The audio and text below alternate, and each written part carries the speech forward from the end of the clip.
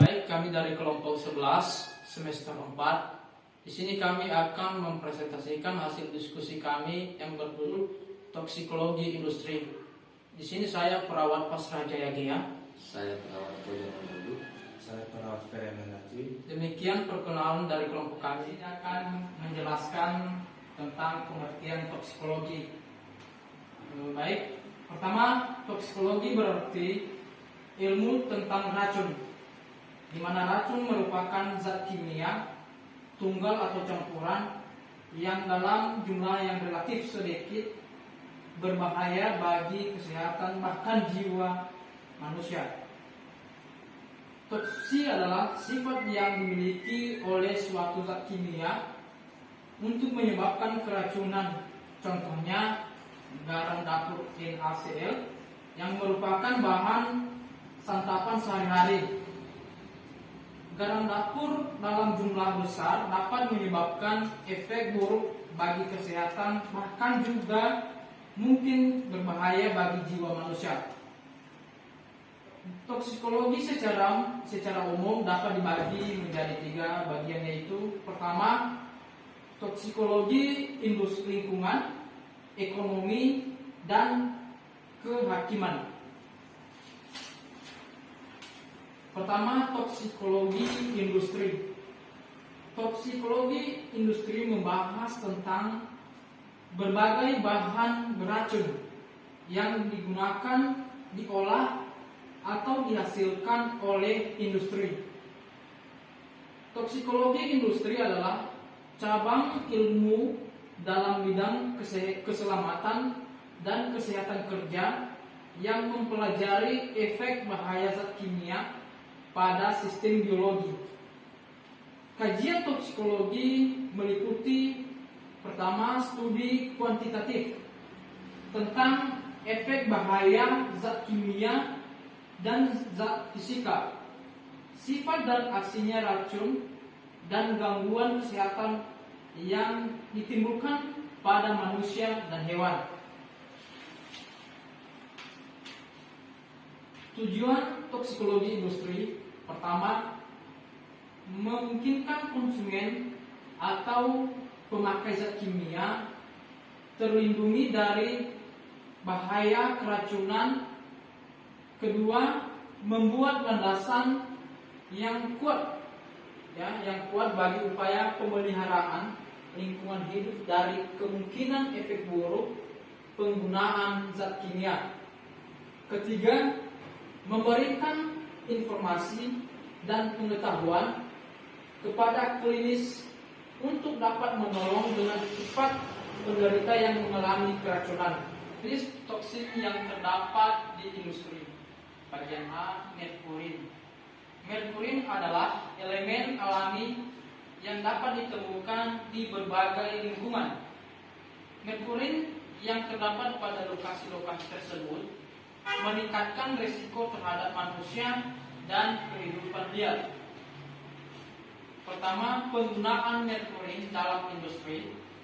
Kedua, merkurin digunakan pada berbagai industri seperti pertambangan emas, logam, biji besi, mental, planting. Ketiga, industri cat. Keempat, industri kertas. Kelima, industri peralatan listrik. Keenam, industri kosmetik. Kedelapan, industri pembuatan klor alkali.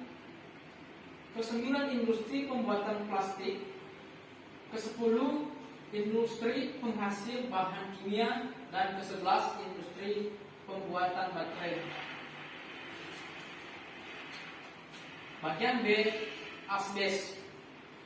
Asbes atau asbestos adalah salah satu bahan tambang yang bisa ditemui dengan mudah di dunia dalam bentuk benang serat atau gumpalan serat. Bahan ini memiliki kekuatan dan ketahanan tinggi terhadap api serta zat kimia. Penggunaan asbes dalam industri. Pertama, pipa semen dengan serat asbes. Kedua, kapas kopling, kapas rem, dan komponen transmisi. Ketiga, pelapis kabel listrik.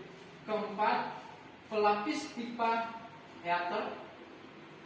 Kelima, panel anti api. Keenam, produk atap bangunan dan sebagainya.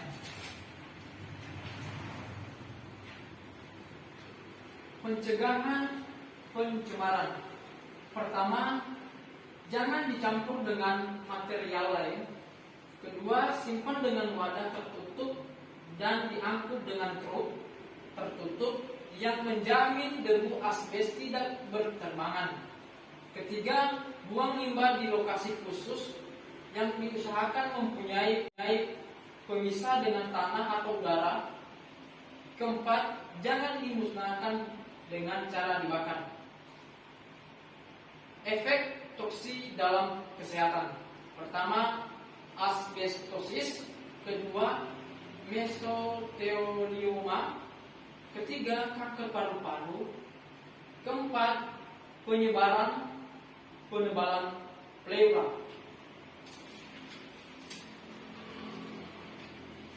Rodamin B.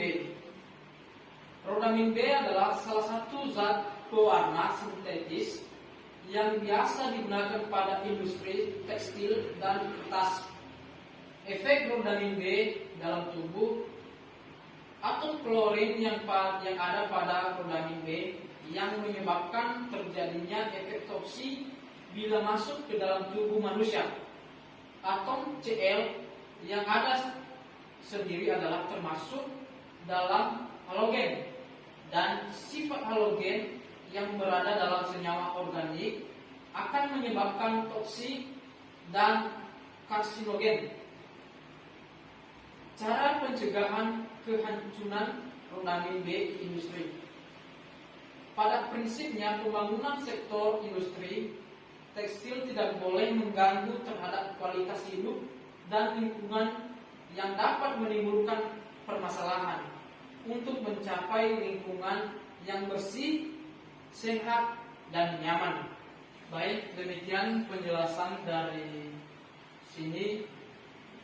Kalau ada pertanyaan dari teman-teman, dipersilakan. Oke, baik. Di sini saya mau bertanya. Sebelumnya terima kasih buat teman saya telah diberikan kesempatan bagi saya. Baik, di sini saya akan bertanya tentang efek toksik terhadap kesehatan. Coba jelaskan efek toksik kesehatan bagi manusia. Baik, terima kasih. Jika ada lagi dari teman kami, silakan. Baik, di sini juga saya mau bertanya tentang toksikologi industri. Pertanyaan, di mana konsumen atau zat pemakaian kimia terlindungi dari bahaya keracunan? Coba jelaskan. Oh baik, sangat bagus pertanyaan dari teman-teman semua. Artinya saya akan menjelaskan satu persatu dulu pertanyaan dari teman-teman kami semua. Pertama, saya jelaskan dari pertanyaan teman kami Fauzan dulu, teman-teman kami semua. Pertama, saya jelaskan dari pertanyaan teman kami Fauzan dulu, yang menjadi pertanyaannya efek toksi dalam kesehatan. Contohnya seperti asbestosis. Nah, asbestosis ini adalah gejala yang muncul, yang muncul terhadap dan batu muncul dan baru muncul hanya terbentuknya jaringan paru dan dalam jumlah banyak, gejalanya pertama dulu sesak nafas, gejalanya sesak nafas. Kalau kita kerja atau kita ada kerja kita yang lebih berat, nah di situ nanti kita ada gejalanya, ada gejalanya seperti sesak nafas, ringan berhubungan dengan kemampuan untuk melakukan gerak badan. Nah di sini kemampuannya adalah untuk melakukan gerak badan. bagaimana dengan jawaban kami? Apakah diterima oleh saudara kami? Oh, ada sanggahan. Ya. Oke, saya mau menyangka teman Ya. tentang tadi kemampuan gerakan badan. Apakah kemampuan gerakan badan itu semakin kuat atau bagaimana? Coba dijelaskan. Oh iya, saya jelaskan ulang. Pertama dulu, asbestos ini adalah gejala yang muncul secara terhadap dan bantuan muncul terhadap terbentuknya jaringan paru dalam jumlah banyak. Gejalanya pertama sesak nafas. Nah, sesak nafas ini kalau kita melakukan gerakan, contohnya mengangkat beban atau kita melakukan aktivitas lain, contohnya seperti jogging atau dan lain-lain, akan di situ akan semakin lama semakin kita melakukan gerakan, akan semakin gerakan kita akan semakin lemah, ya, akan semakin lemah jika kita melakukan gerakan yang lain seperti yang saya jelaskan tadi, bahwasanya kita contohnya kalau kita melakukan mengangkat beban yang berat, akan paru-paru kita atau cara kita bernafas akan semakin lambat gitu. Bagaimana saudara kami Kodenolo? Oke, baik, terima kasih. Saya lanjutkan pertanyaan Liveriaman. Di sini tadi menyinggung pertanyaan tentang toksikologi industri.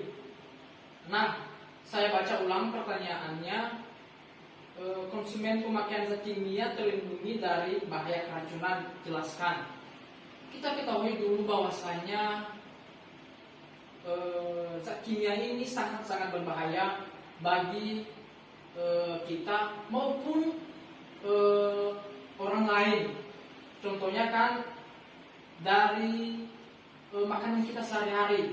Saya ambil sebuah contoh, saya sudah jelaskan tadi bahwasanya NaCl atau yang lebih dikenal sekarang adalah garam. Ya, garam kan bisa berbahaya bagi tubuh kita jika kita tidak bisa memanfaatkannya dengan baik.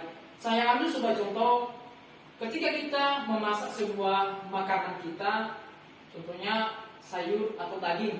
Nah, ketika kita mencampur sebuah atau memberikan garam dalam makanan kita, kalau kita lebih memberikan akan nggak terasa enak kan, nggak terasa enak. Jadi kalau kita lebih memberikan itu akan membahayakan tubuh kita, bahkan bisa menyebabkan kematian.